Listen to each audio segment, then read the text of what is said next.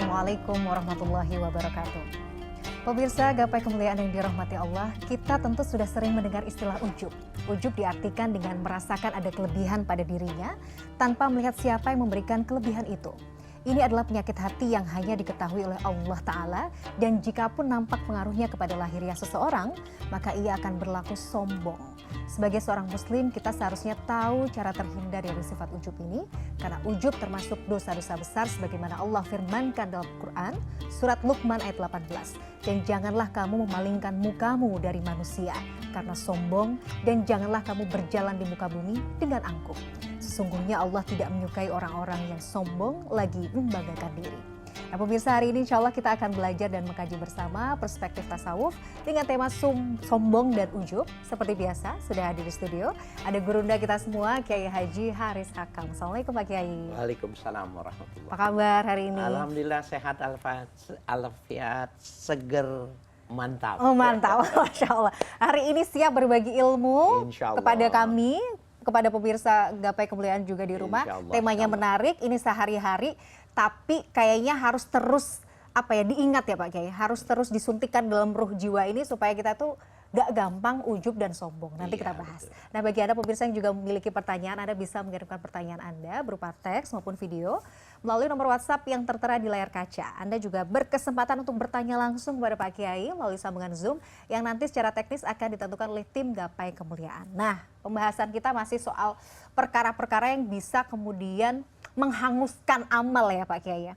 Nah soal ujub dan sombong ini saya masih kita perlu rasa-rasanya membreakdown lagi, memahami lagi sebenarnya dua hal ini, ujub dan sombong itu kaitannya seperti apa Pak Kiai?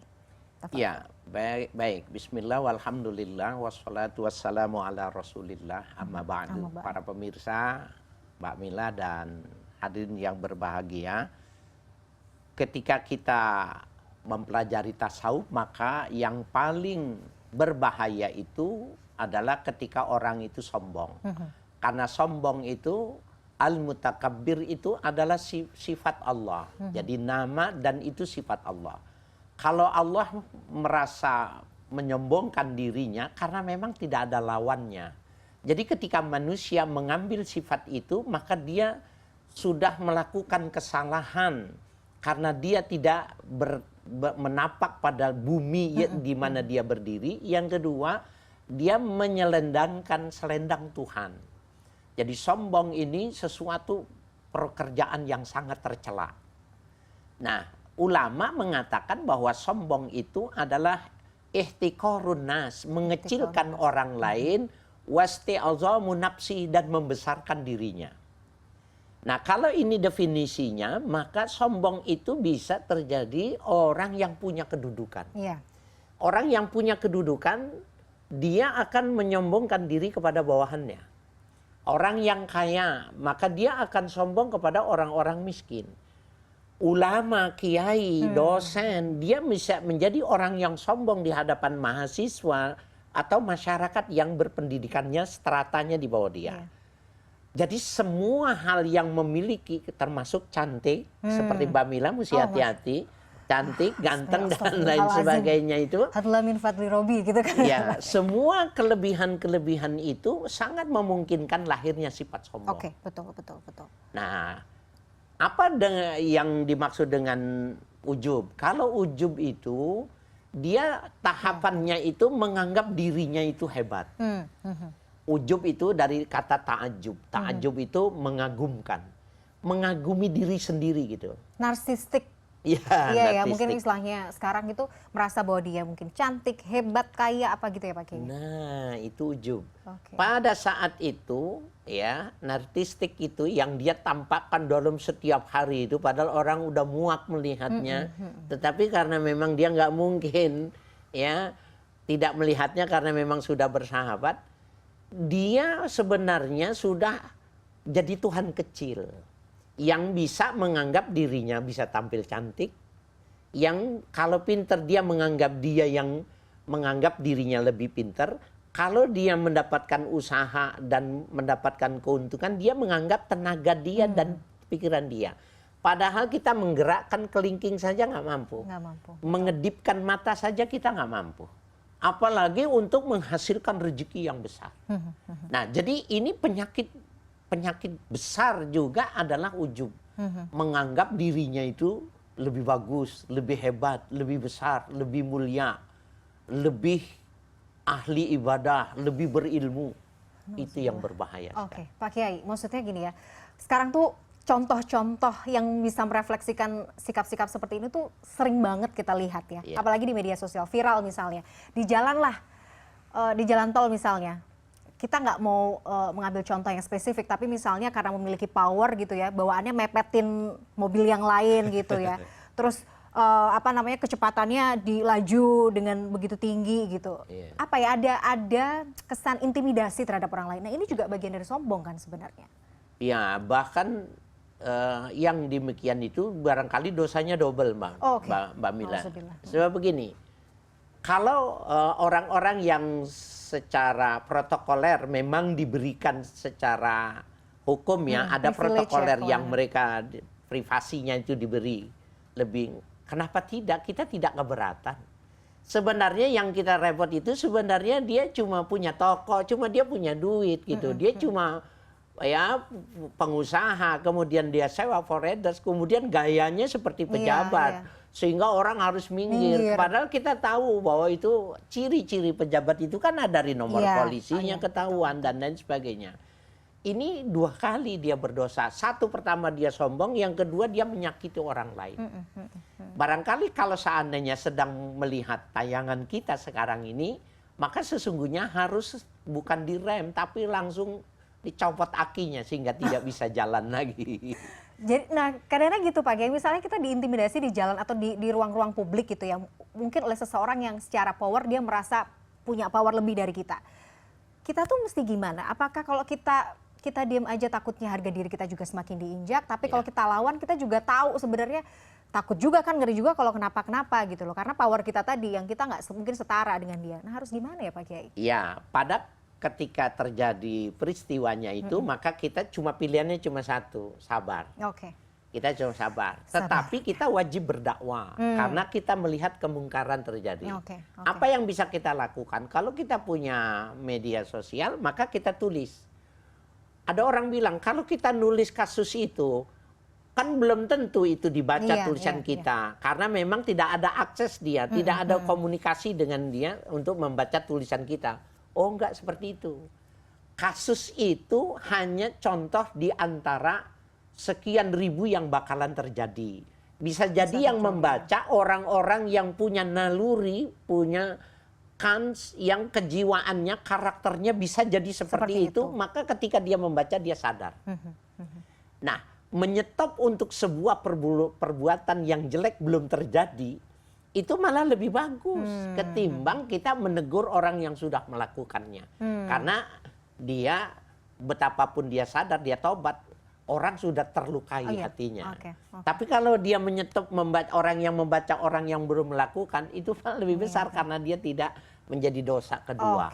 Jangan juga konyol ya Pak Kiai ya, ketika udah tahu gitu dilawan gitu, sementara kita juga nggak mampu gitu ya, jangan gitu ya. Harus tahu juga kapasitas diri. Betul, itu poin juga. Pak Kiai, kita harus jeda dulu, masih ada banyak pertanyaan yang akan dibedah oleh Pak Kiai. Nanti juga ada pertanyaan dari pemirsa Gapai Kemuliaan. Pemirsa jangan kemana-mana, Gapai Kemuliaan akan kembali sesaat lagi.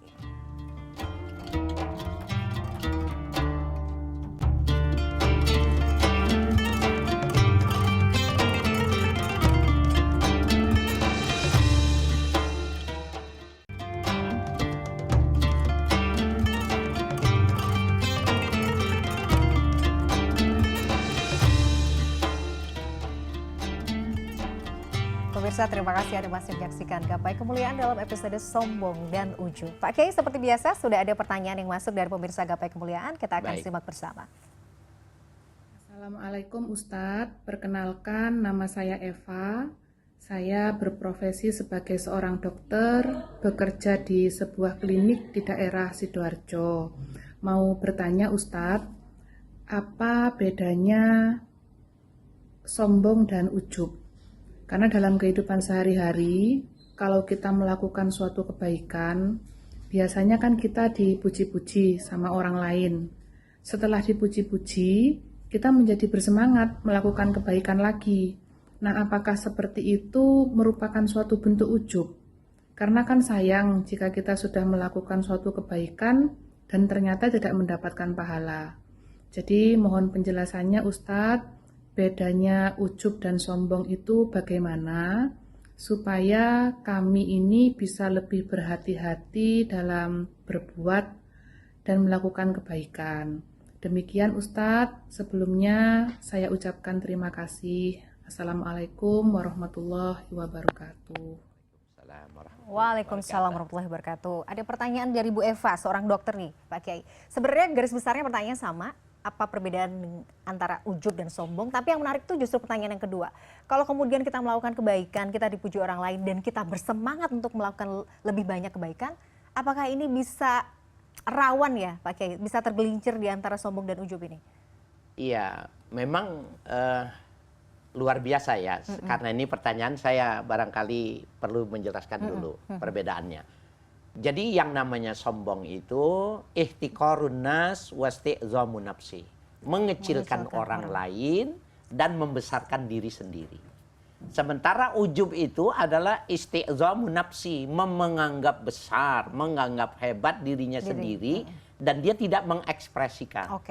Nah, dan itu jadi penyakit dalam penyakit gitu ya. Di dalam diri ya. Penyakit di dalam diri kita yang terus-menerus bahwa sebenarnya dia sudah mampu menciptakan ekonomi, mampu membuat kesehatan sendiri, mampu membuat cantik sendiri, mampu. Jadi dia sudah jadi Tuhan kecil. Itu namanya ujub. Nah, kemudian ada fakta di masyarakat itu, kalau kita melakukan sebuah kebaikan, kemudian mendapatkan pujian, maka kita semangat lagi untuk melakukan hal yang sama atau lebih bagus dari yang dipuji itu. Bagaimana kita melakukannya? Nah, kembali lagi ya, kalau pujian itu bukan diniatkan dan itu timbul, itu fadlu minallah, karunia. Jadi karunia Allah itu bisa berupa materi, bisa sebuah kehormatan, bisa jadi sebuah atsana'u alaih, pujian. Hanya saja ketika dia puji, dia mesti ingat ini yang memberikan Allah, bukan orang itu. Jadi dia ingat benar, ini Allah sedang memberikan pujian. Kemudian dia semangat untuk menambahkannya, sepanjang dia bisa mempertahankannya untuk menjadi orang yang ikhlas, boleh. Tapi kalau dia pada saat itu dia lupa bahwa dia menganggap iya siapa dulu dong gitu. Kemudian gue gitu loh gitu misalnya gitu ya Pak. Nah, itu semakin berbahaya. Hati-hati terjebak dan tergelincir dalam ujub tadi ya. Betul. Jadi kembali lagi niat ya Pak Kiai. Memang niat itu Masya Allah. Niat dan mengontrol ya. Kontrolnya yang lebih berat. Iya betul. Kalau niatnya kan bisa ya, aduh pengen karena ini. Di awal betul. Nah, itu juga yang menarik. Artinya kan dari kemarin kita juga membahas ya, bagaimana kemudian menjaga niat, mengontrol itu juga harus terus dilakukan. Meskipun kita juga tidak bisa menafikan nyerempet keluar jalur itu kan pasti. Nah, supaya kita tips ya Pak Kiai, supaya kita tuh bisa jauh-jauh lah, atau paling tidak kalau kita sudah mulai tahu lah, ini kayaknya radar-radar kesombongan akan menghampiri, kita bisa langsung stop. Ya, kita mesti pahami ya bahwa di dalam Al-Quran itu ada contoh tuh begini. Allah itu apabila menyebutkan eksistensi dirinya, itu Allah mengatakan Anallahu la ilaha illa ana. Akulah Allah, tidak ada Tuhan kecuali aku. Tapi kalau Allah menciptakan sesuatu, Allah menggunakan domirnya jama. Ya, nahnu khalaqnakum. Kamilah yang menciptakan kalian. Apakah maknanya Tuhan itu banyak? Bukan. Dalam menciptakan anak yang dilahirkan itu harus ada bapak, harus ada ibu, harus ada usaha, harus ada proses. Nah, kalau dia bisa memahaminya yang semacam itu, bahwa apa saja yang ada di dalam diri kita itu ada peran Allah dan ada peranan lingkungan, maka dia nggak mungkin sombong. Taruhlah umpamanya, kita ini cantik, kita ini ganteng. Maka kita mesti tahu yang menyebabkan kita ganteng dan cantik yang kita banggakan itu banyak faktor. Bisa jadi karena busananya yang mendukung, make up-nya yang bagus dan lain sebagainya. Dan jangan lupa itu peran ibu dan bapak itu ya yang melahirkan kita seperti ini. Kenapa tidak memuji bapaknya? Kenapa tidak ingat dengan ibunya bahwa kita ini sebuah produk gitu loh. Nah, dengan cara yang semacam itu orang bisa menghindar. Oke, jadi tanamkan bahwa apa yang bisa kita lakukan, kita tuh hamba yang lemah ya Pak Kiai. Lemah, keterikatannya, makhluk sosial itu kuat. Iya, iya betul. Jadi kalau kita bicara sombong tuh memang maksudnya gini, kita kita refresh lagi ya, bahwa ketika kemudian setan, iblis itu diusir dari surga, itu kan karena kesombongan juga. Iya. Karena Allah berarti tidak suka sekali dengan sifat ini. Bahkan di dalam sebuah hadis yang sahih, la yadkhulul jannah man kana fi qablihi mithlu dzarratin minal kibri. Tidak akan pernah orang bisa masuk ke dalam sorga bila ada di dalam hatinya walaupun sebutir dari kesombongan. Sebutir, waduh. Ya, nggak bisa. Jadi dia bertentangan, selendang Tuhan kemudian dia pergunakan di pundaknya gitu loh. Nggak bisa orang bisa masuk ke dalam sorga kalau masih ada sifat kibir, sifat sombong itu nggak mungkin dan nggak bisa. Sudah dijamin itu. Jadi kalau ada setitik kesombongan dalam diri, jangan harap ya. Jangan berharap. Karena kesombongan itu hanya milik Allah ya Pak Kiai. Punya Allah. Nah, jadi nggak boleh. Kalau jokes orang kaya sombong itu kan biasa. Kalau orang miskin sombong kan nggak boleh kayak gitu. Kan biasanya suka ada jokes seperti itu ya. Maksudnya gimana ya, kita seolah-olah jadi kemudian melazimkan bahwa sombong itu untuk perkara-perkara tertentu juga nggak apa-apa. Gitu. Dia hanya boleh, kesombongan itu ada sebuah makalah mengatakan at-takabburu alal mutakabbir sodakoh gitu. Takabur terhadap orang yang suka takabur itu menjadi sodakoh buat dia.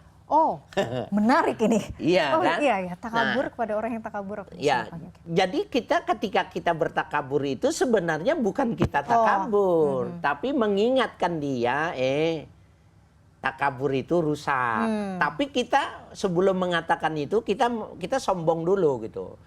Kemudian ketika dia sudah kecil baru kita jelaskan. Oke. Bahkan itu dapat pahala. Oh begitu ya. Iya. Jadi itu juga salah satu tips cara menghadapi. Nah kadang-kadang gitu kan, ngadepin orang sombong tuh kan. Iya. Duh nih orang gede banget omongannya, gede banget ini ya. Jatuhkan saja niatnya kita tapi untuk menyadarkan.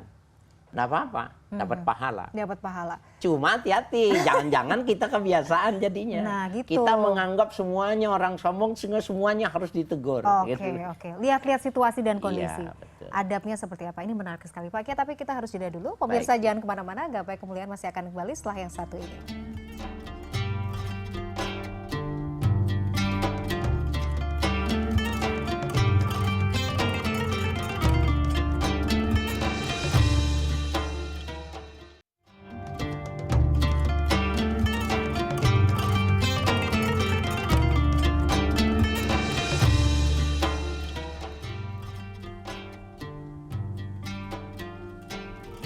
Pemirsa, Anda masih menyaksikan Gapai Kemuliaan dalam episode Sombong dan Ujub. Pak Kiai, tapi betul ya, setelah kita tadi membahas dari awal sampai segmen 3 ini, ujub dan sombong itu menjadi perkara yang paling Allah benci, salah satu yang paling Allah benci, dan kita harus sangat berhati-hati. Tapi yang namanya manusia ya Pak Kiai, kadang-kadang tuh ada aja gitu rasa, misalnya saya kan, misalnya kita berhadapan dengan orang yang mungkin kita anggap secara mungkin tingkat pendidikan atau tingkat ekonomi nggak sama ya. Kita tuh ada kesan mengecilkan, walaupun dalam hati nih, batin lah gitu istilahnya.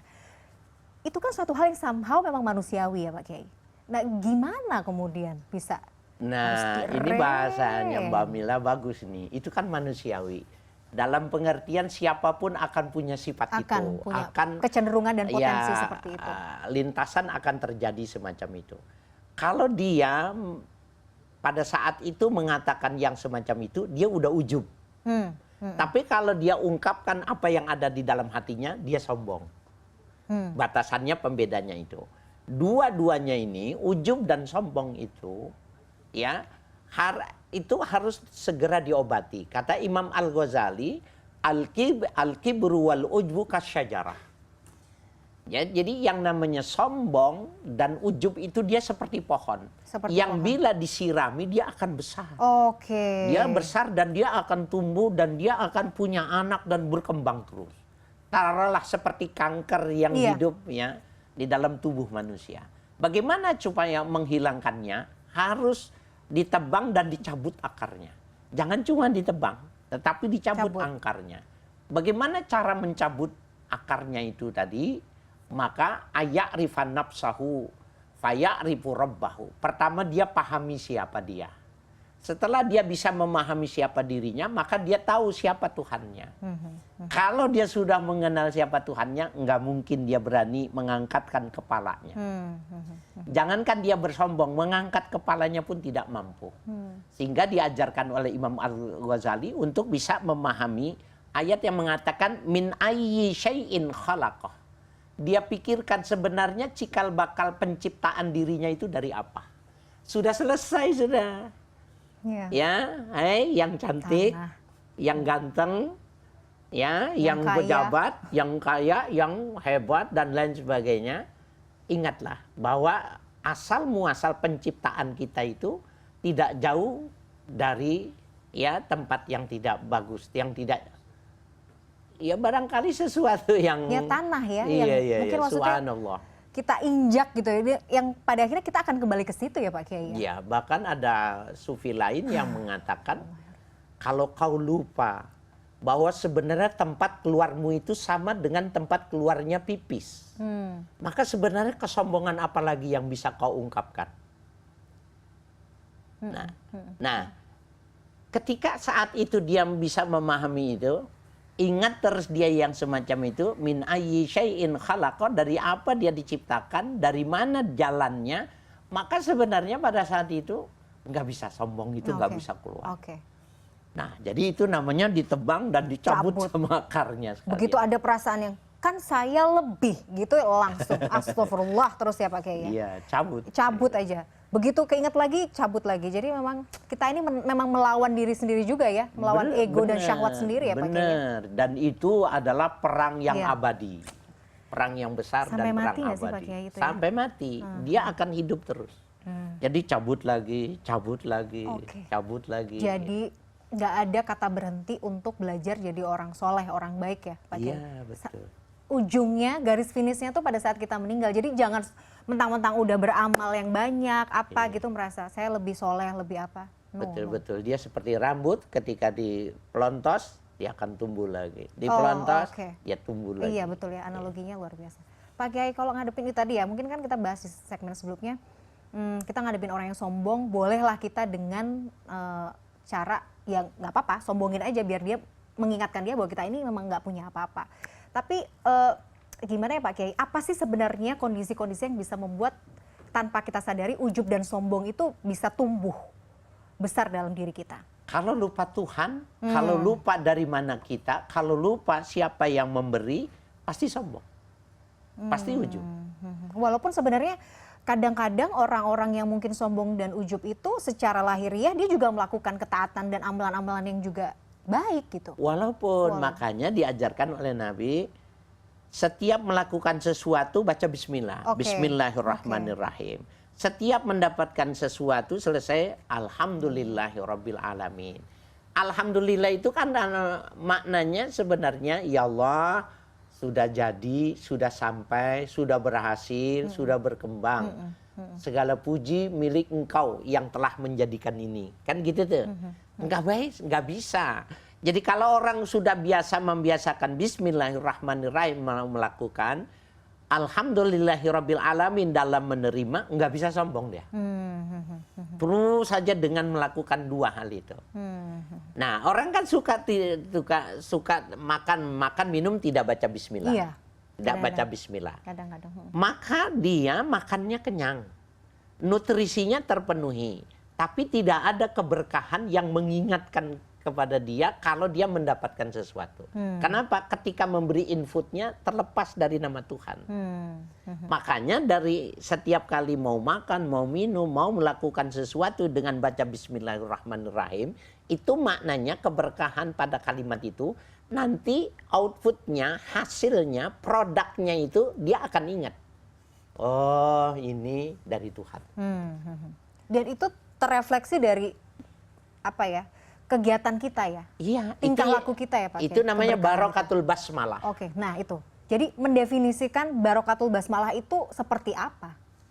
Segala sesuatu yang dimulai dengan membaca basmalah, maka hasilnya dia tahu bahwa itu pemberian Tuhan. Oke. Barokatul basmalah. Kalau ada orang mendapatkan sesuatu dan dia mengatakan itu tenaga dia, memang usaha dia, pasti dulu waktu mengerjakannya nggak baca basmalah. Dan itu tadi ya, sebenarnya kalau keberkahan itu kan apa ya, ruang lingkupnya banyak ya Pak Kiai. Maksudnya ketika membawa kita justru semakin dekat dengan Allah, itu tadi ya, mengenal Allah, bahwa yakin itu adalah pemberian Allah, itulah sebenarnya sejatinya keberkahan. Keberkahan kalau kita lihat definisinya, ziyadatul khair. Bertambah-tambah kebaikan itu. Jadi kebaikan itu tumbuh kebaikan. Apa yang dimaksud dengan tambah kebaikan itu? Jadi kesadarannya timbul, pemahamannya lebih kokoh, niatan ke depannya jadi lebih bagus lagi. Itu namanya bertambah berkah. Nah, kalau kemudian kita membiarkan ruang ujub dan sombong ini tumbuh dalam diri kita, yang ada akhirnya kebinasaan. Apa ujungnya? Pahamilah, pasti dia tidak pernah berbaca basmalah orang yang sombong. Dia tidak mengucapkan hamdalah kalau dia mendapatkan. Karena ketika dia mengucap bismillah dan dia mendapatkan membaca hamdalah, itu sudah tanbih, sudah warning yang hadir dalam benaknya itu, bahwa dia sebenarnya nggak bisa apa-apa tanpa ada Allah Subhanahu wa Ta'ala. Makanya amalan yang terbaik itu ketika orang mengatakan dia alhamdulillahirabbil alamin, la haula wala quwata illa billah. Ya Allah, saya tidak punya daya, saya tidak punya kemampuan illa billah, kecuali Engkau. Mau sholat, la haula wala quwata illa billah. Saya nggak bisa sholat kalau nggak ada pertolonganmu. Mau sedekah, la haula wala quwata illa billah. Nggak bisa. Kalau orang seperti itu, dia akan terjaga dengan sendirinya. Dan kalau dia kesombongan terus-menerus, tadi pertanyaannya itu, apa ujung dari kesombongan? Pasti dia min ahlin nar. Karena Allah tidak mau masuk ke dalam surga walaupun sebutir kesombongan dalam hati. Ya. Allah ya Rabbal. Semoga kita ini dijadikan orang-orang hamba-hamba Allah yang jauh ya dari ujub dan sombong ya Pak Kiai. Amin ya Rabbal. Pak Kiai, terima kasih sharingnya, ilmunya hari ini, Masya Allah sangat bermanfaat. Kita tunggu lagi bahasan-bahasan lain yang juga lebih menarik insya Allah pada episode berikutnya. Pemirsa, saya sudah berjumpa kita hari ini dalam program Gapai Kemuliaan. Semoga tausiah kita kali ini bisa menambah hasanah ilmu agama kita, menjadikannya bermanfaat, dan yang paling utama menambah ketaatan kita kepada Allah Azza wa Jalla. Saya Meladia Rahma dan juga Kiai Haris Hakam pamit. Terima kasih atas perhatian Anda. Insya Allah kita akan jumpa lagi pada episode berikutnya. Wabillahi taufiq wal hidayah. Wassalamualaikum warahmatullahi wabarakatuh. Waalaikumsalam warahmatullahi wabarakatuh.